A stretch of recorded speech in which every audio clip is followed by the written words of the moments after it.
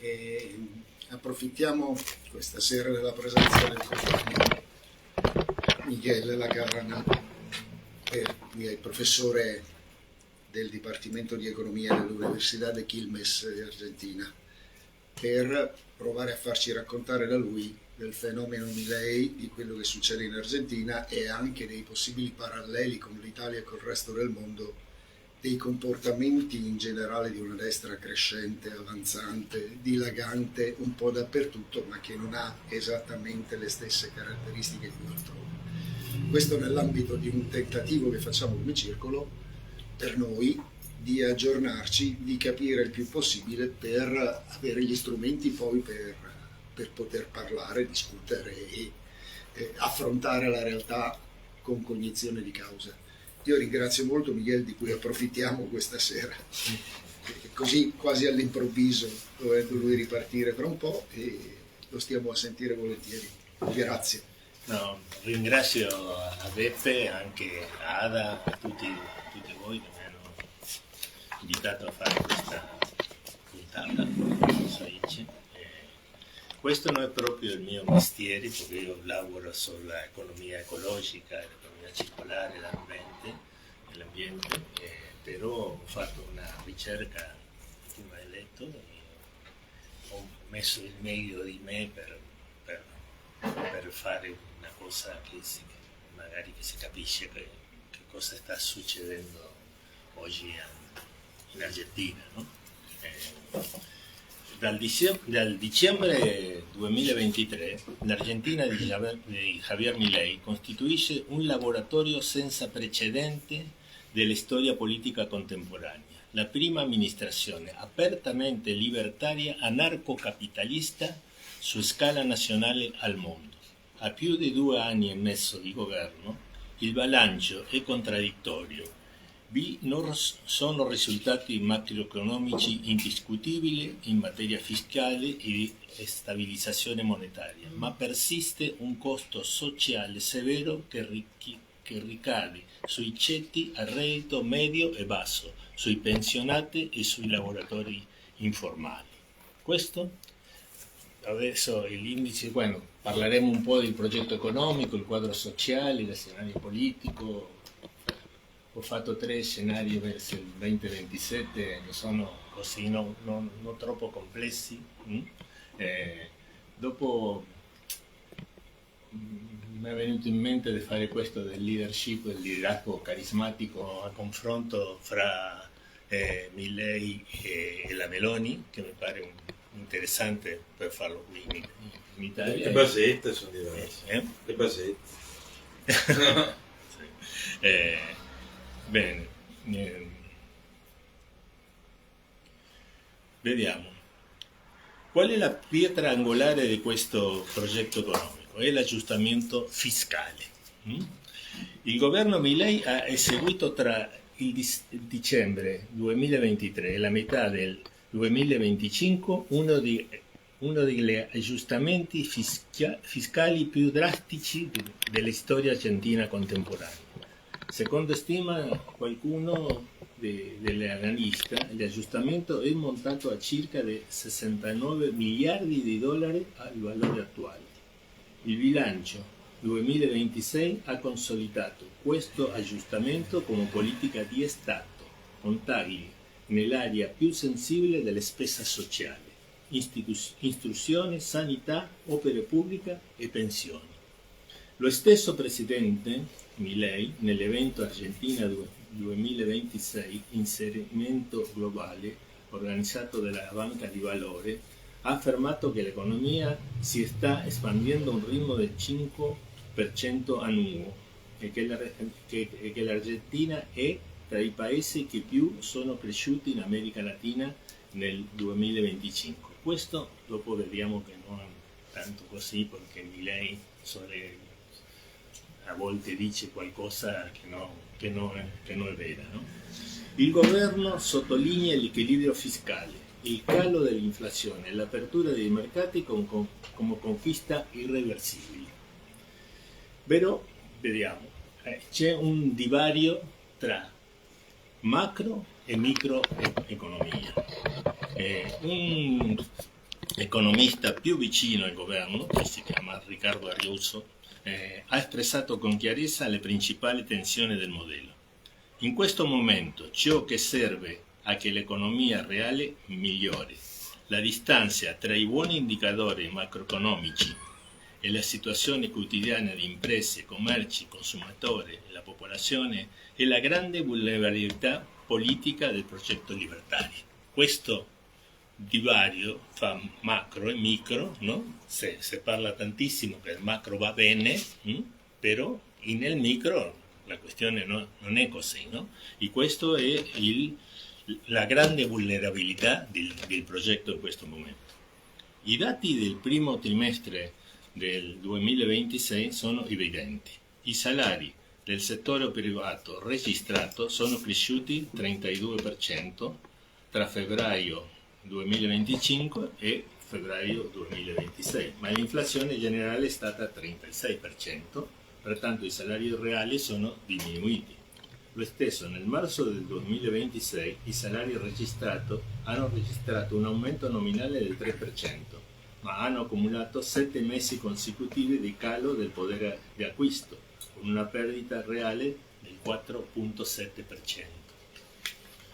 Il paniere alimentari di base ha accumulato un incremento del 11,6% nel primo trimestre del 2026, mentre il paniere di base totale è aumentato quasi 10% nel stesso periodo. La pensione minima con bonus ha accumulato una caduta reale del 17,6% tra il 2023 e il 2026. L'assegno minimo senza bonus ha registrato una perdita minore, 10,2. Questo è così. C'è la pensione e c'è un buono fisso, però il governo lo che fa è incrementare la pensione, ma il bonus è lo stesso che 3-4 anni fa, per lo tanto in totale sempre la pensione con il bonus va sotto, no? Va giù. C'è qualche miglioramento fragile sulla povertà. Questo della medizione, l'ultimo rapporto dell'INDEC, che è l'Istituto di Statistica, ha collocato la povertà al termine del 2025 al 28% della popolazione, con un calo di quasi 10% su base annuale. Però sai come si mide questo, no? È che è la relazione tra il reddito familiare e i prezzi. Per questo, se l'inflazione sta andando giù, no? Per lo tanto la povertà però la povertà diminuisce, va giù anche, no? Però questo non è così nella pratica, no? Questo è una questione statistica, perché dopo quando si vede come sta la gente, questo non è così. La povertà può essere in termini statistici, va giù, però la gente sta male.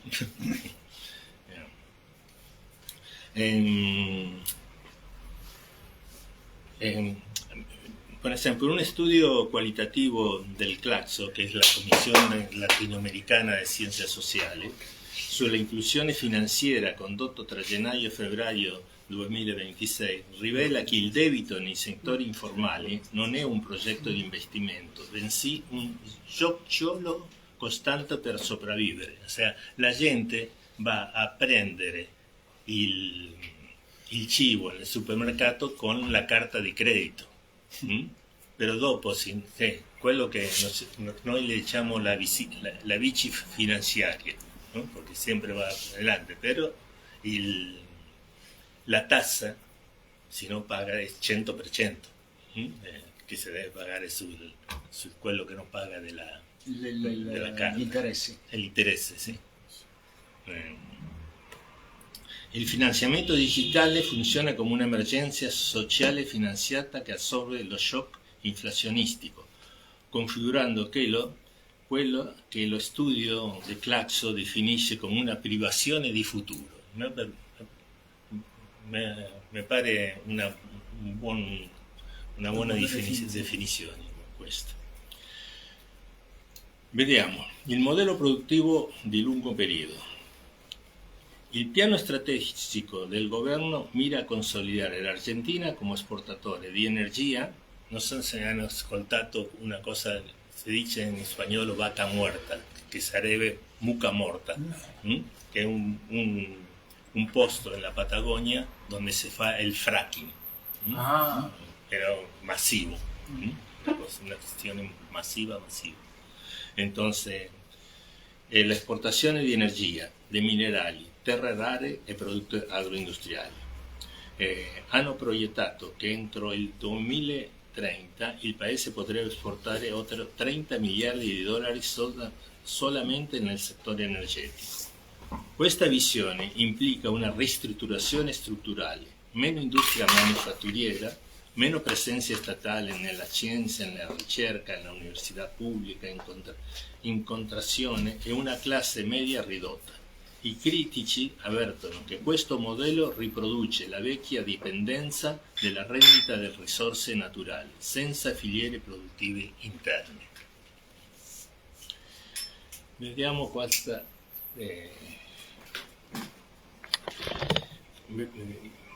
un quadro sociale, diciamo, vincitori e perdenti dell'aggiustamento. L'impatto sociale del modello libertario è stato profondamente asimmetrico. I settori che hanno perso di più sono pensionati o percettori di redditi con cadute reali storici nei loro assegni, lavoratori del settore pubblico colpiti dal congelamento e dalla ristrutturazione statale. Per esempio noi all'università abbiamo perso dal 35 al 40% in 3 anni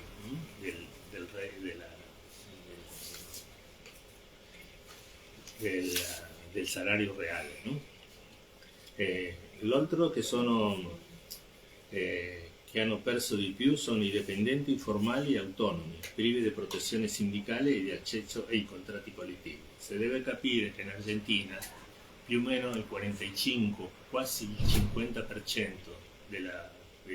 dell'impiego è informale, è nero. La classe media urbana colpita dall'aumento delle tariffe dei servizi pubblici e dal calo dei consumi. Un paradosso è che come che se l'inflazione va giù, il consumo non va su. Perché? Perché le tariffe sono su, stanno andando 300%, 400%, qualcuna 1000% in più in 3 anni. Entonces la gente deve destinare più del suo stipendio a pagare il gas, l'acqua, l'elettricità. Pertanto quello che rimane per il consumo è meno. Il settore che hanno beneficiato relativamente comprende gli esportatori agroalimentari, energetici, il settore finanziario, come sempre, e i detentori di dollari. Se parliamo del conflitto sociale dell'organizzazione, nel corso del 2025 e all'inizio del 2026 si sono registrate numerose proteste, scioperi degli insegnanti, mobilizzazioni universitarie contro il taglio del bilancio, proteste dei pensionati davanti al congresso e scioperi del settore pubblico. Non so se hanno visto sulla TV che tutti i mercoledì i pensionati vanno al congresso e lo picchiano abbastanza, è una politica, quello che chiama... La polizia li picchia. Sì, la polizia li picchia. Visto e potrebbe fare. Sì. La CGT, che sarebbe la CGL di qui, però quella era peronista, ha mantenuto una posizione mirata, senza riuscire a articolare una resistenza sociale sostenuta.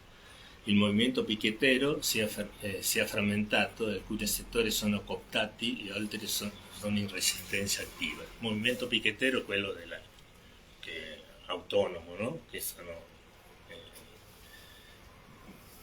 soprattutto non c'è una base sindicale, sino territoriale. Secondo il monitor del clima sociale e politico, se registrano segni di un punto di svolta, comincia a migliorare la percezione economica e riprende la morale sociale. Però questo, diciamo, l'ho messo qui per andare avanti e vedere che cosa di verdad succede. Perché qui dice, in questa ricerca, che il 45% degli argentini ritiene che la situazione del paese migliorerà nei prossimi 2 anni, mentre il 38% crede che peggiorerà. Però la situazione è diversa, lo vediamo adesso. Questo è importante perché le elezioni legislative del 26 ottobre del 2025 sono state l'evento politico centrale del periodo. La Libertà Avanza, il partito di Milei, ha ottenuto il 40,8% dei voti a livello nazionale, una cifra che ha sorpreso persino gli analisti più ottimisti del governo. Con questo risultato, la Libertà Avanza ha assicurato 64 seggi alla Camera dei Deputati, raggiungendo 101 su 257. Però si deve avere conto che prima avevano 6, dopo 25 adesso 101. Hanno ottenuto vittorie nella principale città, e simbolicamente cruciale, che è in Buenos Aires, dove aveva perso appena 2 mesi prima. Il peronismo, sotto il marchio... Scusami, 2 mesi prima in che elezione aveva perso? Una elezione provinciale, regionale, diciamo, nella propria regione di Buenos Aires, l'aveva perso. E 2 mesi dopo, quando era l'elezione per il congresso nazionale, ha perdito il senso. Questo. Il peronismo ha ottenuto solo il 24,5% a livello nazionale, consolidando la propria immagine di forza in ritirata. Milei ha interpretato il risultato come un punto di svolta e ha aperto la seconda metà del suo mandato con maggior margine parlamentare per avanzare nella riforma in sospeso. La riforma elettorale come strumento strategico. In Argentina c'è un meccanismo che si chiama PASO, primaria aperta, simultanea e obbligatoria, che devono fare tutti i partiti per eleggere il rappresentante. No? Se fa un giorno, si vota, però si vota solo per il partito che uno vuole. Se vota per il peronismo non può votare per l'altro, no?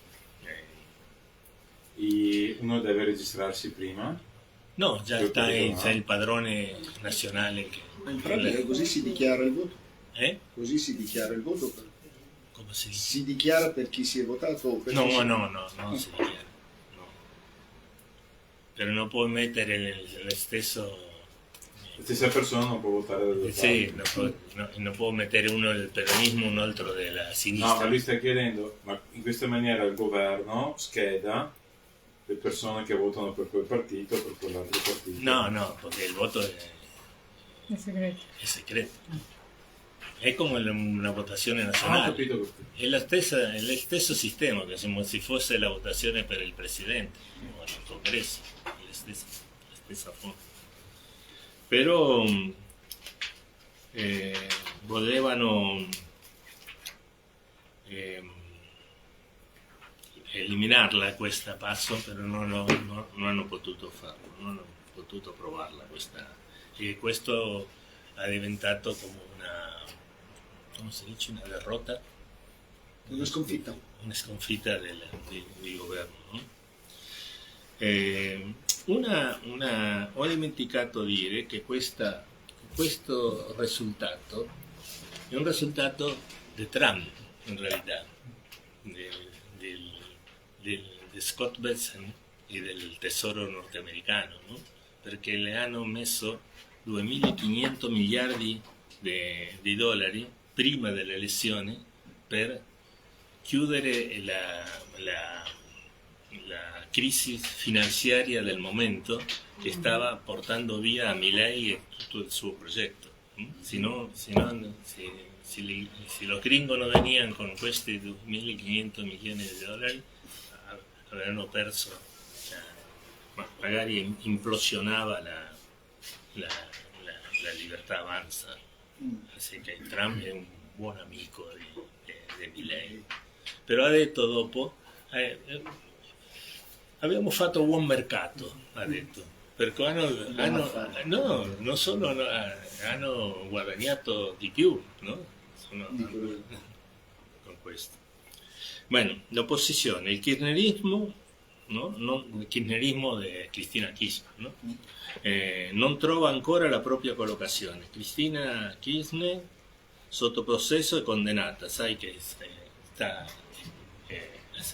è condannata e sta presa, come si dice? In prigione. In prigione però domiciliare, sì. Agli arresti. Sì. Una domanda, c'è una differenza politologicamente fra il kirchnerismo e il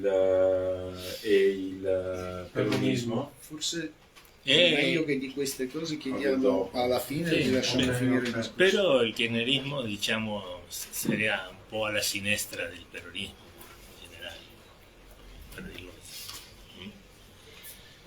Però lo stesso ha ancora una immagine positiva a Cristina del 36% y una negativa del 61%.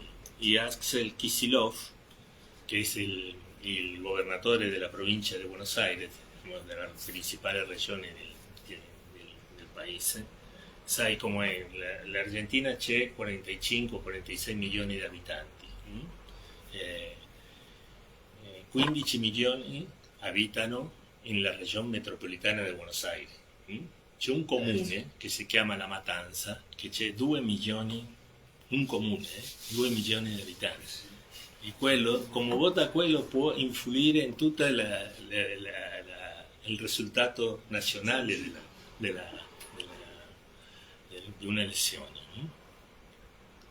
Entonces questo Axel Kicillof, che fu tempo fa ministro d'economia di Cristina e adesso è il governatore di Buenos Aires, non della città sino della provincia. Questa provincia c'è 323 comuni. Però Quanti abitanti fa tutto? in tutto sono 19 milioni, così, però 15 milioni abitano nella regione metropolitana, che sono 32-33. Metà della popolazione nazionale. Sì, perché l'altra parte è il campo, anche un piccolo paese, qualche città importante, però c'è tanta estensione che vai, non vede nessuno, solo vedi mucca, solo vedi mucca. E después pampa. Mucca e Anche se soja. Soia, grazie. Bene. Questo Kicillof emerge come il principale referente dell'opposizione nell'universo peronista, ma la sua leadership è messa in discussione internamente dalla stessa ex presidente.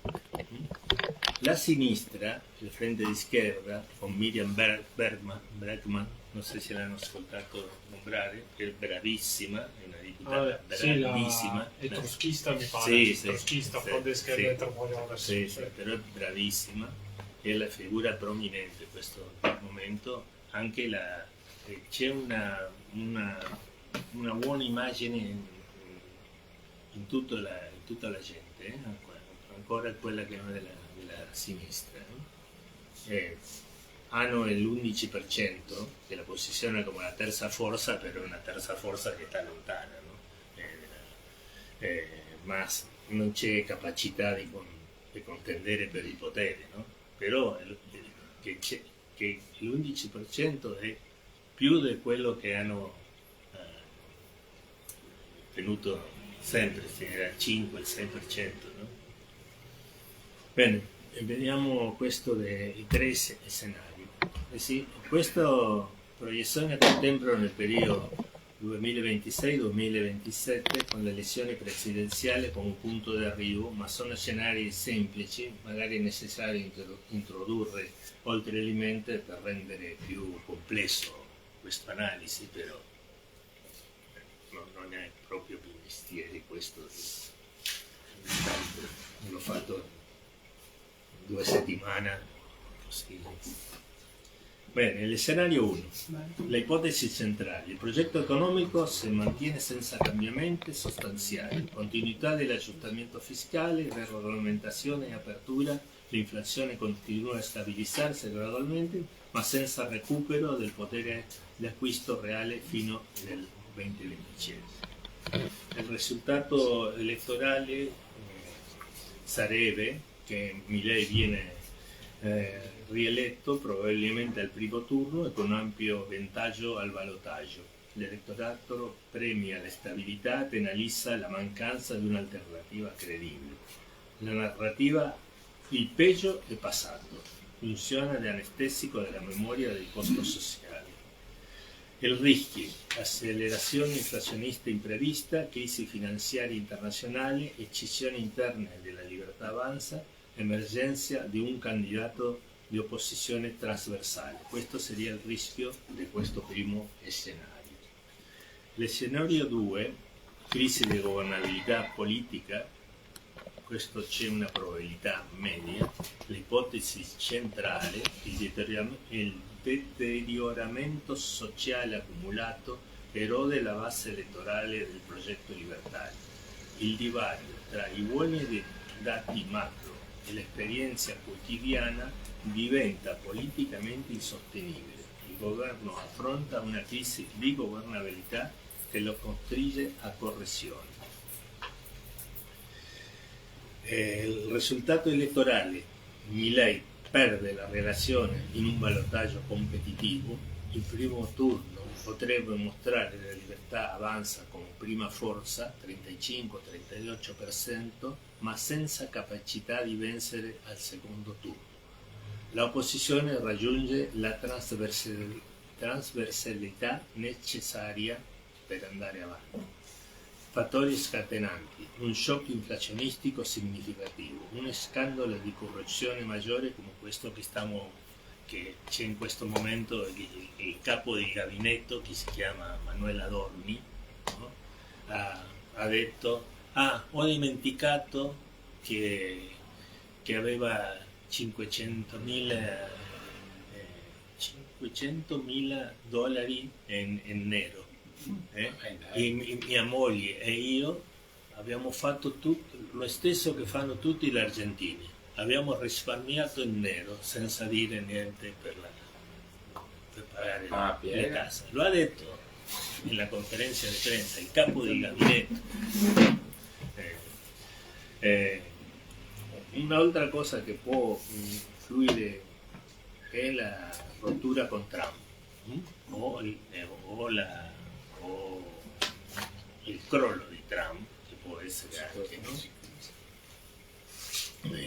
Bueno, il terzo scenario sería una trasformazione in relazione a G-Dowell, una probabilità medio alta. Il progetto politico libertario si mantiene ma involve pragmaticamente. Milei modera alcuni aspetti del discorso della gestione, avvicinando posizioni con governatori e settori del PRO, che sarebbe la destra istituzionale, diciamo, no? Questa destra della libertà avanza. La crescita economica comincia a diffondersi gradualmente. Milei vince la reelezione con comodità. Fattori favorabili sarebbero l'approfondimento di Vaca Morta, questo dell'energia, accordo favorabile con il Fondo Monetario Internazionale, afflusso di investimenti, riduzione del rischio paese e miglioramento del rating creditizio. Bene, questo sarebbe un po' la situazione dell'Argentina oggi, no?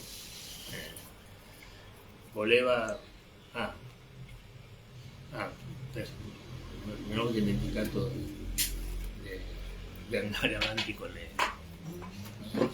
Vedi, questa dice che l'approvazione della gestione di Milei, 46 approva, 45 disapprova.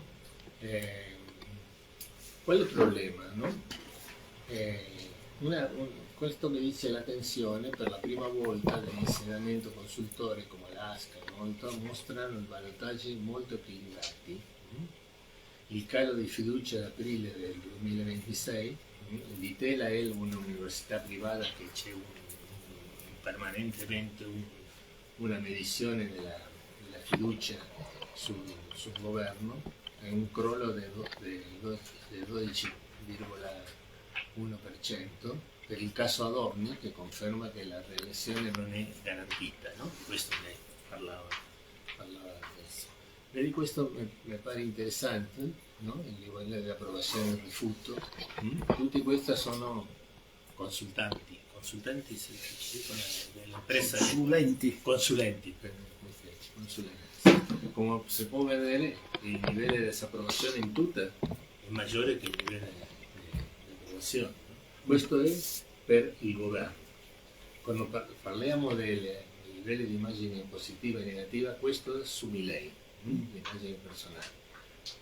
Ho messo questo che sta su, quello l'ho letto oggi, proprio oggi, di un analista politico che è di destra, ma è l'unico che in questo momento dice le cose chiare. Vedi, dice, gli studi indagano l'opinione pubblica, registrano una nube di nero malessere che opprime la società argentina.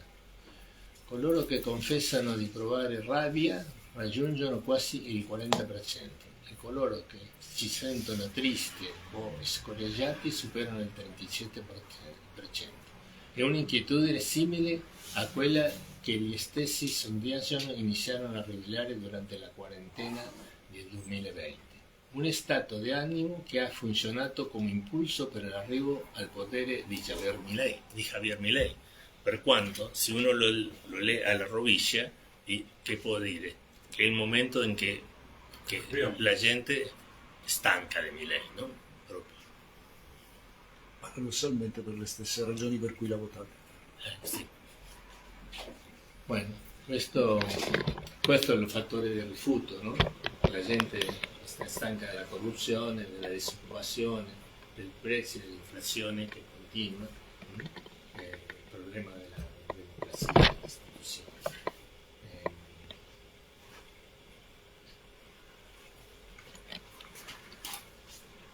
Bene, voleva fare questo del liderazgo, della leadership carismatica, per vedere che cosa è questo Milei da un punto di vista sociopolitico, diciamo. No? Il concetto di leadership carismatica trova la sua formulazione classica in Max Weber. Per il sociologo tedesco il leader carismatico è colui che esercita la propria autorità non in virtù della tradizione né della legge, bensì per la qualità straordinaria che i suoi seguaci gli attribuiscono, una sorta di grazia, un dono personale percepito come eccezionale. Il leader carismatico emerge tipicamente in contesto di crisi, quando le istituzioni ordinarie perdono legittimità e si apre un spazio per la rottura. Questo che parlavamo l'altro giorno, no? Dello spazio vuoto, quando hai una delegittimazione delle strutture statali, sì, delle istituzioni, dei partiti, tutto, si apre un spazio vuoto che viene a riempirlo qualcuno. No? In questo caso Milei, nel caso del Venezuela Chavez, è lo stesso, però distinta forma. C'è un sociologo italiano, Cavalli, che dice che il carisma non è una proprietà intrinseca del leader, ma una qualità relazionale, il riconoscimento dei seguaci a costituirla e a sostenerla. a sua volta, oltre, hanno dimostrato empiricamente che il legame carismatico si rafforza in momento di crisi acuta, quando la domanda di certezze e di guida eccezionali raggiunge il suo apice. Javier Milei si adatta con notevole precisione a questo modello. La sua irruzione nella politica argentina come economista televisivo, deputato eletto nel 2021 e presidente nel 2023, è avvenuta in un contesto di crollo della legittimità del bipartidismo peronismo-macrismo, diciamo sinistra o destra, di iperinflazione e di disperazione sociale. I suoi sostenitori gli attribuiscono qualità straordinarie: onestà brutale, coraggio ideologico, compensa tecnica e uno spirito cronico di combattimento contro la casta. Sai, la casta, la elite, no? Però adesso loro hanno diventato proprio la casta.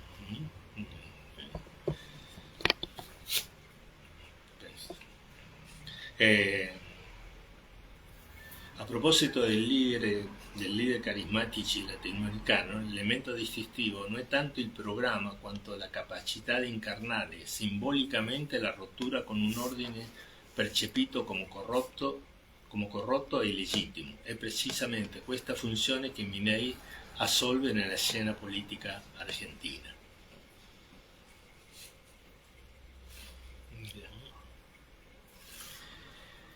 Il paradosso questo, no? È interessante questo. L'analisi di un istituto che si chiama Real Instituto del Cano ha caratterizzato Milei come portatore di ultraliberalismo con DNA peronista. Il paradosso è rivelatore. Milei, che si rivendica come l'opposto del peronismo, riproduce la sua logica relazionale carismatica. Come Perón stabilisce un rapporto diretto e personalistico tra il leader e il seguace, che non riconosce mediazione organizzativa o istituzionale, parla in nome del popolo e costruisce una dicotomia escludente: il popolo virtuoso contro la casta corrotta. Come Perón disumanizza l'avversario e lo trasforma in nemico esistenziale. Retamoso ha analizzato questa dilemmatica come un populismo antipopulista. Milei mobilita la logica populista di Laclau. Ernesto Laclau è un politologo argentino che abitava in Inghilterra, che ha scritto un libro molto conosciuto che si chiama La ragione populista.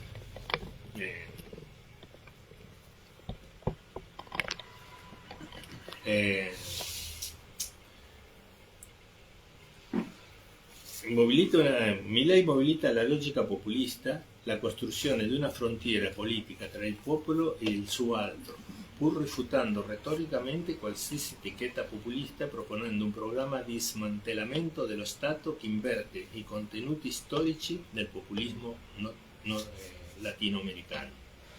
Alcuni hanno ulteriormente mostrato come questa identità libertaria abbia saputo aggregare i settori giovanili attraverso i social media urbani di classe media, configurando una base sociale inedita per la destra argentina. Per prima volta è una base sociale della destra argentina come mai aveva avuto questa cosa.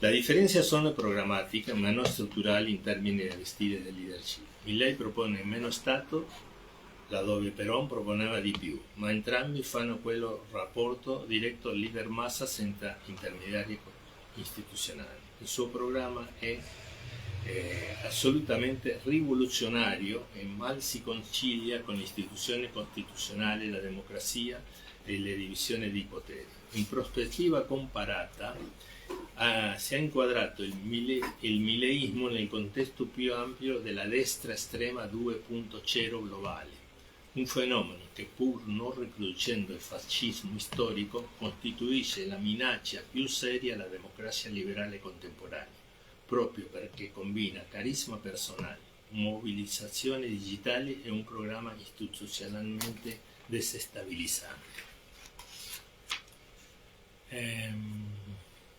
Adesso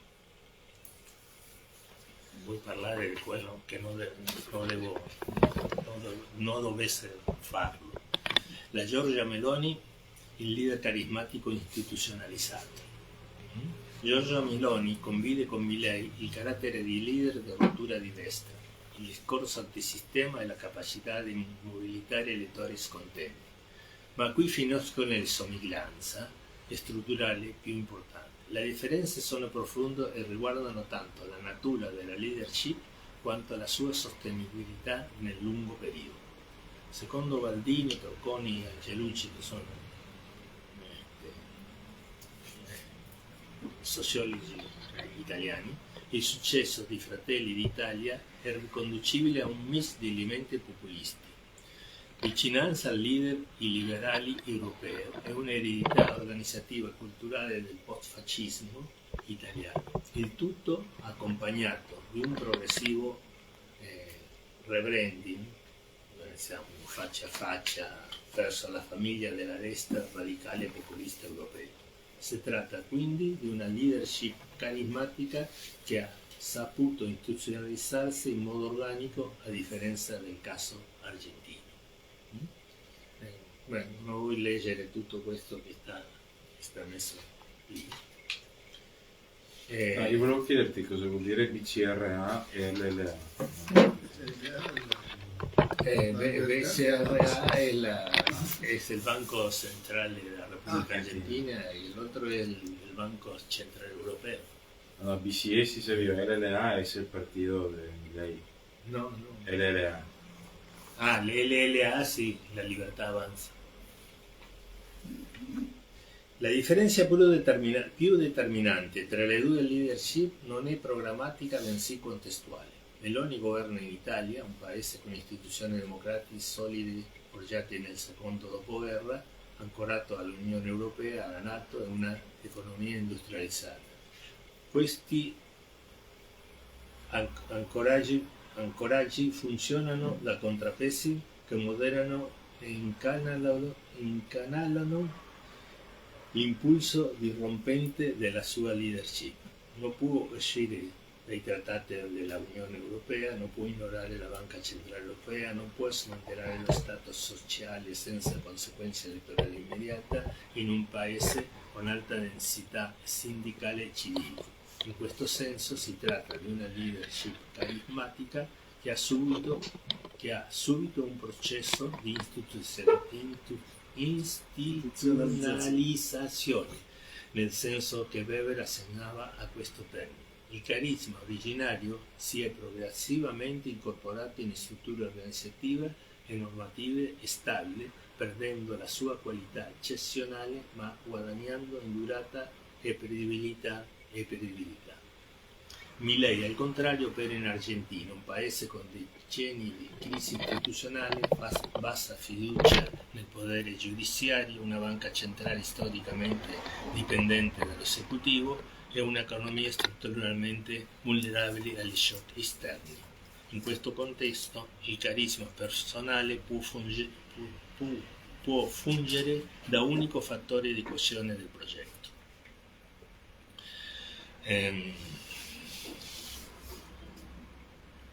Il caso venezuelano offre un insegnamento diretto. Si è documentato come alla morte di Chávez il chavismo si sia trovato di fronte a un populismo senza carisma. Il legatario Maduro disponeva del discorso ma non dell'aurea, con le conseguenze destabilizzanti che la storia successiva ha confermato. Per Milei il rischio strutturale è analogo. Bene, c'è una Giorgia Meloni, ha 30 anni di carriera politica, iniziata nella militanza giovanile del Movimento Sociale Italiano, ministra della Gioventù, ha fondato Fratelli d'Italia, partito che da forza marginale del 2% nel 2013 è diventata la prima forza italiana al 26% nel 2022. Quel percorso implica una conoscenza profonda dello stato della negoziazione politica e della costruzione di alleanze che Milei semplicemente non possiede. si è ricostruito questa traiettoria come parte di una storia tortuosa della destra italiana del dopoguerra che ha saputo trasformarsi da erede del fascismo in forza di governo rispettosa delle regole costituzionali, pur mantenendo tratti identitari nazionali e conservatori. In questa lunga marcia attraverso l'istituzione, non il carisma personale, la ricorsa più solida di Meloni. Questo non parlo di più della Meloni.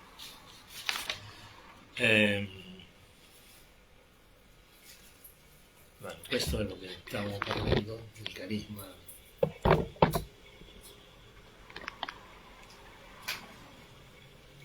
Questo sarebbe...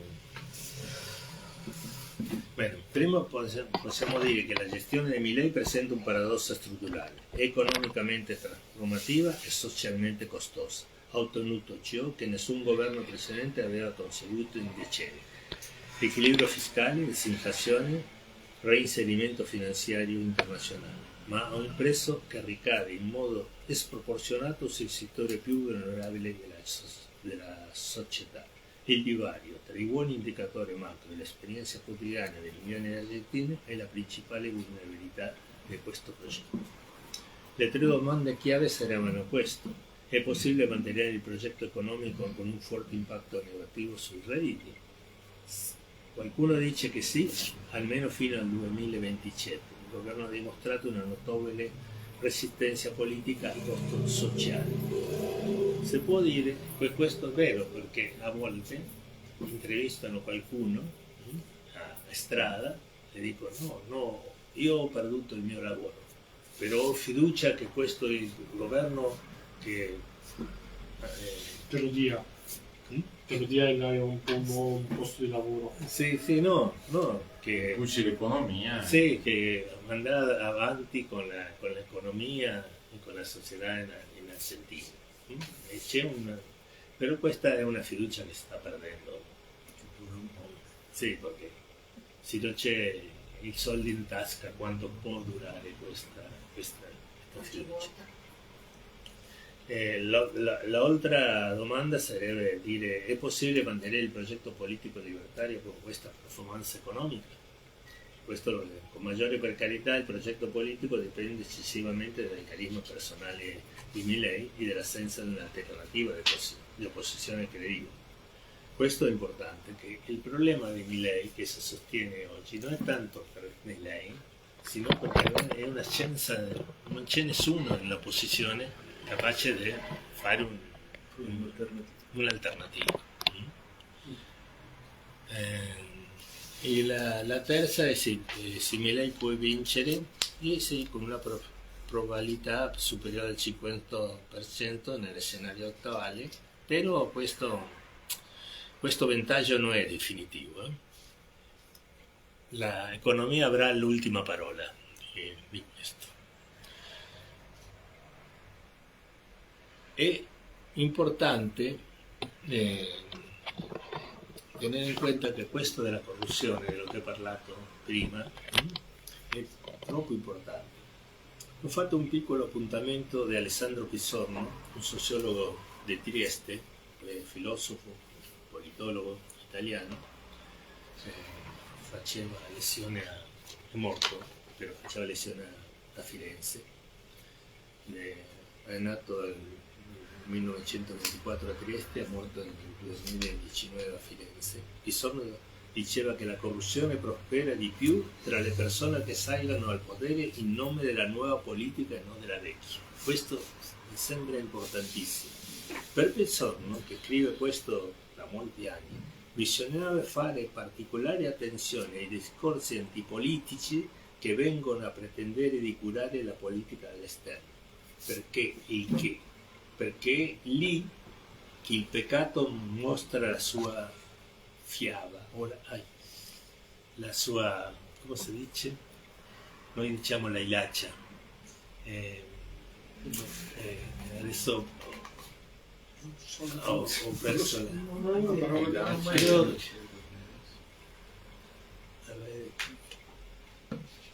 questo l'ho visto che perché il peccato mostra la vera natura della persona. Questo è un modo di dire, questo di mostrare l'ilacia è una cosa un po', come si dice, razzista. Hai visto che gli ebrei portano una cintura che hanno una... Ah sì, gli sfilacci. Sì. Filacci, questo in spagnolo si dice hilacha. Entonces mostrare l'hilacha era dire che questo era un ebreo. Pero se usa, no se usa in quel senso, pero proviene de quello.